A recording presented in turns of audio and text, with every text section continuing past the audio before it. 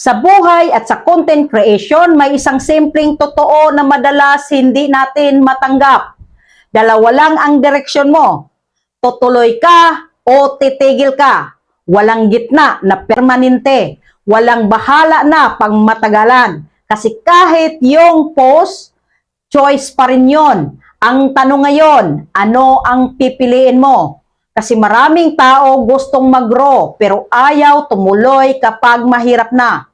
Gustong sumikat pero ayaw dumaan sa proseso. Gustong magtagumpay pero ayaw magpatuloy kapag walang immediate results. Pero ganito ang reality. Ang success hindi laging mabilis, hindi laging viral, hindi laging consistent ang motivation.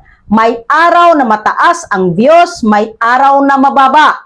May araw na may engagement, may araw na parang wala. At dito nasusukat ang tao, hindi sa simula, kundi sa gitna ng struggle.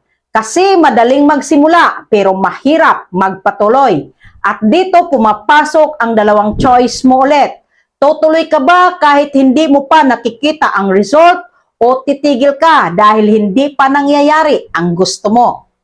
Sa totoo lang, maraming potential ang nawala hindi dahil kulang sila sa talento, kundi dahil maaga silang tumigil. Maling timing ng pag-give up, maling moment ng pagsuko. Kasi ang breakthrough, madalas nasa dulo ng persistence, hindi sa umpisa. Ngayon, kung ikaw ay creator o kahit anong journey mo sa buhay, tanungin mo ang sarili mo ng tapat. Tutuloy ka ba kahit walang applause? Tutuloy ka ba kahit walang guarantee? Tutuloy ka ba kahit mabagal ang progress? Kasi kung oo ang sagot mo, nandyan ang chance ng pagbabago. Pero kung titigil ka agad, wala talagang mangyayari. Simple lang ang reality.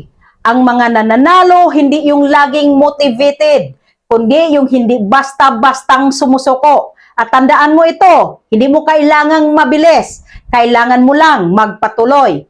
Isang post pa, isang try pa, isang step pa. Kasi bawat tuloy mo, may possibility. Pero bawat tigil, katapusan ng possibility na yon. Kaya ngayon, dalawa lang ulit ang tanong. Tutuloy ka ba o titigil ka? Ikaw ang pipili. Pero alalahanin mo, yung desisyon mo ngayon, pwedeng maging kwento ng bukas mo.